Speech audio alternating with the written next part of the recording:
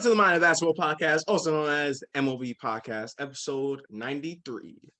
Yeah, I'm Evan. And I'm Ja. It's our basketball podcast where you recap, break down, and analyze players and teams from previous games from the previous day. How are you this Saturday, Ja? Start of the weekend. I actually have energy thanks to you before we started this. Yeah, we had a deep discussion about, guessed it, basketball. So yeah, that kind of got the blood rushing, the energy flowing. Exactly. I have a lot of energy as well. I'm good. I hope everyone's having a good day. Hope everyone will have a good day. As I stated at the start of the weekend, it is Saturday, so enjoy it while it lasts. As for last night, us Knicks fans didn't enjoy it, but some interesting games. A lot of blowouts. One embarrassing blowout. But nonetheless, let's talk some basketball. Yes, one embarrassing blowout. First, starting off with the Dallas Mavericks going up against the New York Knicks. Porzingis and Hardaway's return to the Garden. And this was an interesting game, a really good game back and forth. Slow pace, a lot of defense. That's what you expect because the Knicks are playing. Exactly. This is Tom Thibodeau's team. This is their play style. So they like the low-scoring games. Whenever it's below 100, he loves it. Exactly. But whenever the Knicks are below 90, he probably hates it. Because the Knicks really struggled offensively, specifically RJ Barrett and Julius Randle. I mean, those are two of your best players. And when they're struggling, that's not really going to help your team out a lot. But nonetheless, they really kept to this game. Alex Burks had a good game. He had 20 on the night, kind of stepping up for this team. But despite that, got up to that fourth quarter, and the fourth quarter hit, and the Mavericks just went on a run, led by Luka, of course, finished 26 on the night. Tim Hardaway also had a good game coming off the bench. And as a result, it was the Mavericks beating this Knicks team. Yeah. Just like what you said, they kept up with the Mavericks team because of what they're known for, defense. And it looked like the moment the fourth quarter hit, it's like they forgot how to even play defense. And I was just like, that was weird because it was just like they kept up with them this whole time. And then it was like, oh, we got no chance. Just give this up. Well, I mean, this Mavericks team is really great offensively. Yes. So sometimes it seems like the Knicks, when they can play great defense, but at certain points, just the other team is just going to get it going in certain spurts, and the Knicks need to keep it up. And sometimes they don't. Yeah, and here's my thing. And the way that they were playing Luka, I remember that fourth quarter specifically. I think he had like 10, 11 points within that fourth quarter. Correct me if I'm wrong. Coming into the fourth quarter, I believe so. Like, this dude, like some of the things that he was doing, they were double teaming, and they had one good double team on him at least. But outside of that, Luka was getting into the paint easy, having an opportunity to find other players open. I'm just like, what kind of defense is that? I see y'all was doing so well against him, and like even though he's Luka and he's gonna go off regardless, it's just like you just basically that's like basic fundamental basketball 101 for him. The moment you give him an open lane, he's gonna do something so easy, so effortless. Well, that's the problem with the Knicks. As I said, sometimes in these games, that's just gonna happen. Like the offense is just gonna get going on the opponent's side, and if you have great defense, that's gonna hurt. But you need to at least put up some points, get your offense going a little bit to at least keep up with it, so to get your defense back to what it was. Exactly. And in this game, as I said, two stars of the Knicks, RJ Barrett and Julius Randle, didn't have the best of games. They were really struggling. Yeah. And so when the Mavs went on their run, the Knicks didn't have no offensive input. Mm-mm. I saw that. Burke, but that's it. It's really. Yeah, Burks was playing well. He plays really well a lot of the time. I'm not gonna lie. Yeah. But yeah, he was a primary scorer in Utah at one point. Yeah, he could good score. He was good scoring 2K as well. I used to pick him up. I had him on my rotation. You picked the Jazz in 2K.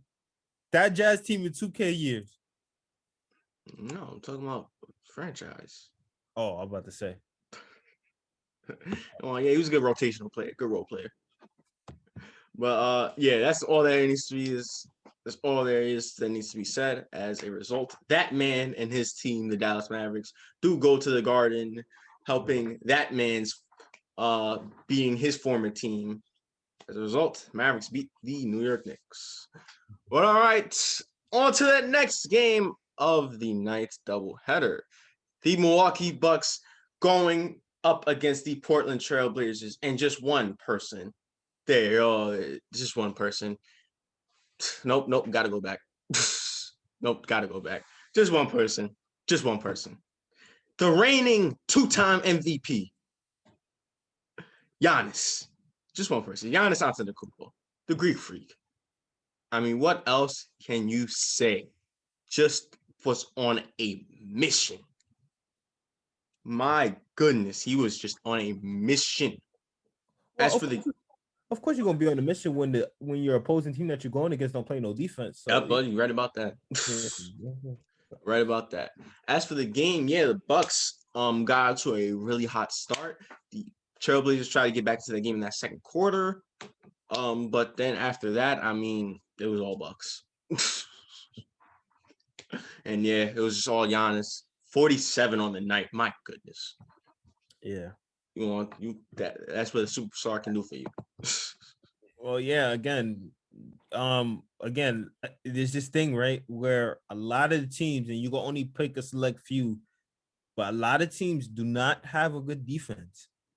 Really, truly, and honestly, they do not have a good defense. And when you're talking about a player like of Giannis's caliber, this is the kind of night that they want in a way. They regardless if they're selfish or unselfish, this is the kind of night that they want. A team that plays no defense. Oh, I'm like near 7'4", long wingspan, really skilled enough to get to the basket whenever I want. Oh, this is baby food.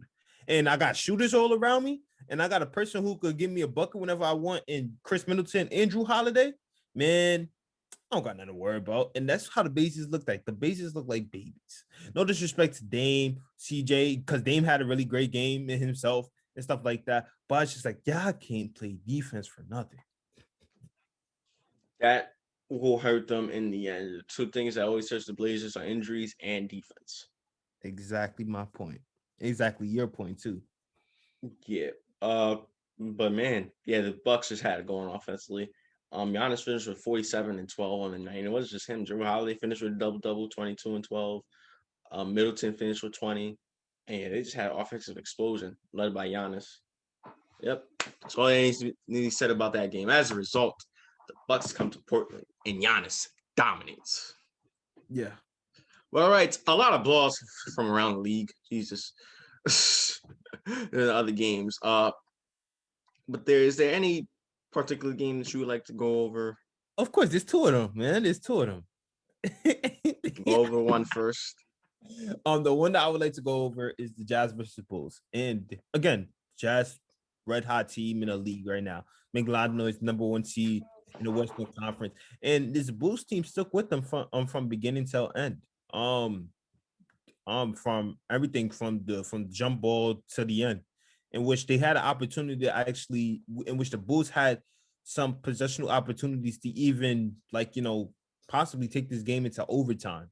But obviously, I said possibly take it into overtime, meaning I'm indicating the fact that the Bulls still lost at the end of the day.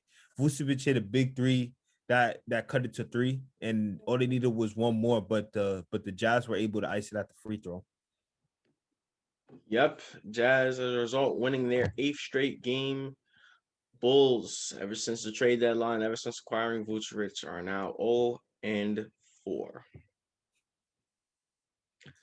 All right, the next game that you would like to go over. Having fun with this one, I see. From a dynasty, to getting blown out by 60. Oh man. It was 53. Okay, 53. Look at over 50 sub 60. That's all I gotta say. The Golden State Warriors. Okay, look at, they didn't have Curry, but I'm just like, regardless, Curry or no Curry. Or Draymond. Oh my gosh, they didn't have Draymond either. Okay, I guess we're making up excuses, right? or Clay. No. No KD either. Or Iggy. But listen, man, they didn't have their two best players, their emotional leader and their leader. Bro, that is no excuse to No get excuse. beat by nearly 60. They didn't have a former defensive player of the year, a great all-around player in terms of rebounding, assisting, floor general, leadership, teamwork, and they didn't have a unanimous two-time MVP, one of the greatest shooters of all time, one of the greatest players, one of the greatest, most inspirational players of this generation. Yeah, that's nothing. That's nothing. Yeah, no problem. Go Toronto. Come on, man. Look at NBA Finals 2019. Yeah, it looked like the NBA Finals 2019 all over again, man. Let me see something. This was still embarrassing. It is embarrassing. You can't make up an excuse for this, man. This is like if we're not making an excuse for any other teams playing bad anymore, then we can't make up an excuse for this team. I don't care. You had Andrew Wiggins, who stop. Just keep going. Yeah, we're not even gonna get into that. You had Kelly Oubre, who, believe it or not, is a rising star in this league. He's still continuing to establish himself as one of those. Who else? Wiseman. This was an opportunity for Wiseman to do a lot.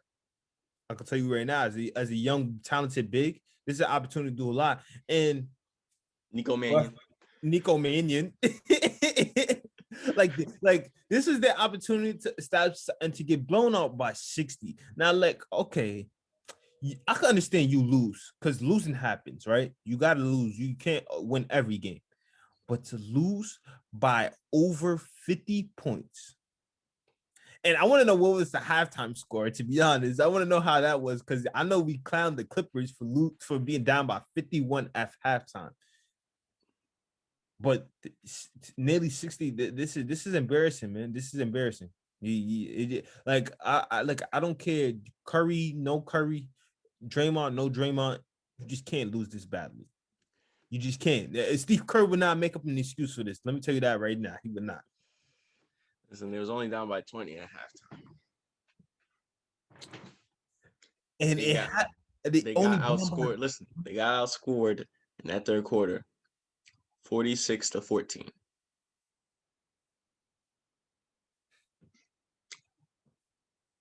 In the second quarter, they got outscored 35-16. So they just added 11 points. That was all. No biggie. Man, I'm light. I'm just saying, man. Like, look, it could be debatable in which one is worse, but there's no right to lose by. Look at stop. Keep going. I was going to, but no excuse, no right to be losing by that much. Lose by 30, fine, because there's been a lot of teams this season that has probably lost by that amount. But to lose by double the amount, no. We're not taking that. What makes it even worse is that the Raptors have been playing their best basketball. Exactly. So I understand that Draymond and Curry aren't playing, but I try to make excuses, but yeah, this is terrible. Terrible. They lost 130-77. 130-77. The Raptors aren't the Monstars. This is ridiculous. The Raptors aren't the Monstars. Like, they haven't been playing the best basketball, and yet that now something's offensive explosion. Let me tell you something. Spicy P was looking like the most spiciest legend. Oh yeah, spicy, not mild today. Not mild. He was looking like the most spiciest pepper in the world. That's how Golden State made him look like. Like, we talk about that again. You want to talk about 2019 finals, right? And how he had that big game one and stuff like that, and how he had that really good series. Well, this was way better than what he had throughout that whole game. within that series. Trust me, that dude looked like he was the greatest player of all time. Yeah, that's enough that needs to be said about that game. As a result, it was the Toronto Raptors beating the Golden State Warriors by 53 to win the championship. Anyway, it is prediction time for tonight's set of games. Looks to be hopefully a good lineup. Hopefully some good games will get going. First, starting off the Dallas Mavericks going against the Washington Wizards. Dallas. The Cleveland Cavaliers going against the Miami Heat. The New York Knicks going up against the Detroit Pistons. Knicks. The Timberwolves going up against the 76ers. And I do believe Embiid will be returning for tonight's game. I do believe that. If it's not a rumor and it's true, I got the Sixers. But vice versa if it doesn't happen. Yeah. If it's not true, I got the Sixers. The Pacers going up against the Spurs. Well, I mean, Sixers not the Knicks, so Pacers going up against the Spurs. I got the Spurs. The Spurs. Also, you said anything's possible. Right, KG? The Magic going against the Utah Jazz. Man, two of the hottest teams in the league right now, huh? I got the Jazz. I got the Jazz as well. The Thunder going against the Blazers and the man that destroyed their existence. Well, their old existence. Now they got a new team. Yeah. Yeah. Thanks a lot. You changed the whole culture there. I got Dame in the Blazers. Yes, I would have to agree. And lastly, the Milwaukee Bucks going against the Sacramento Kings.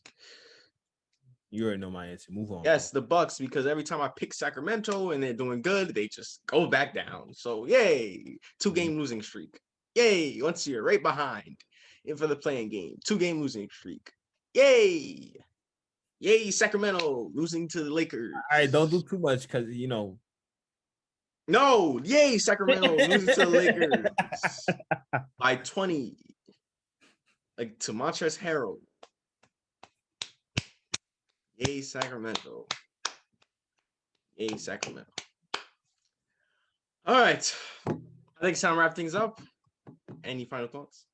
Then talking about somebody suffering an injury. Oh, yes, that was Josh Hart of the Pelicans, who's been having himself a good year. He got a thumb injury, a UCL injury. Stop. It's just 3 letters. It's just 3 letters. 3 letters. It's 3 letters. It's not that hard to say. UCL. All right. Torn UCL in his thumb. All right, you got it. Okay. He will look to be missing some significant time. That's kind of sucks for the Pelicans. He's been playing well. He's been like the Dennis Rodman, apparently. He fits the mold of what's needed. Because again, surprisingly, this is a team. This is a team coached by Stan Van Gundy, a guy who's mainly known for having a defensive prowess, but yet they're one of the best offensive teams in the league.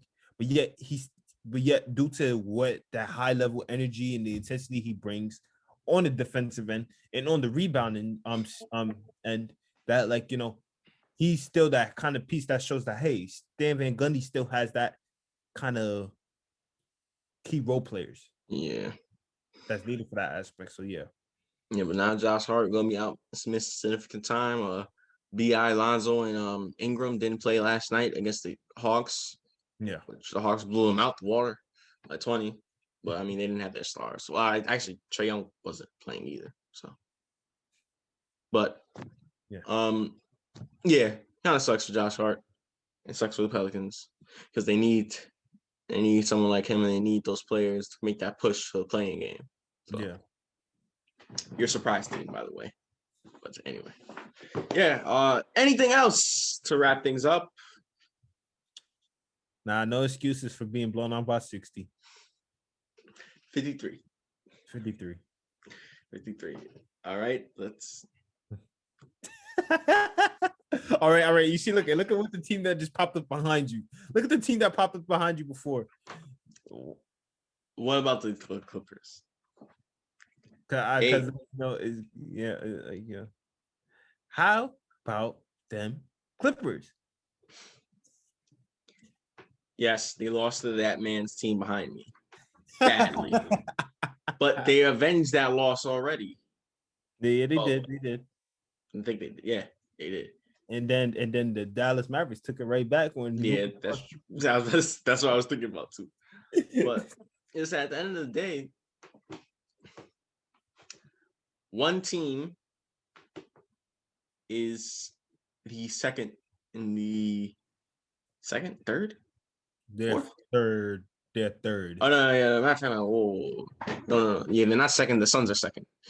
Oh, they're third. Yeah. Bless you. Thank you. The team that's third, and the other team is 10th. So, yeah, okay, stop. Look at the other team is a 10th team that should not be a 10th seed. We'll put it like injuries. They were suffering some bad injuries. All right, Draymond started off the season hurt. Then Curry had that patch. He was hurt. Yeah. So, but don't forget, early in the season, even when they had both of them, they still did. They were getting killed by certain teams. Don't forget opening night and stuff like that. They had to adjust. A lot of new players. Yeah, that is true. So they had to get in rhythm, and players are coming back. So yeah. Okay. So yeah, they still in the playing game as of right now. So I don't see them falling out. I feel like they're going to be in the playoffs regardless. Whoever they face, they're going to beat. Hey, if the Kings keep losing, yeah. Whoever they face is going to be a problem. That's all I say.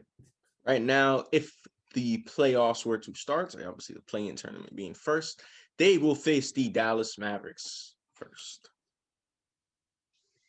Shoot. Yeah, I thought if you want to set the Spurs down, I'm like, yeah, they most definitely got it. But then you said Mavericks, and I want to. Well, hold on to that thought. If that does come to fruition, come playoff time. Mm-hmm. And now, with that being said, thank you guys for watching today's podcast. Make sure you tune into tomorrow's podcast. Make sure you like, share, and subscribe. And also follow IG down in the description below. And once again, I am Evan. I'm Ja. And this is the Mind of Basketball Podcast.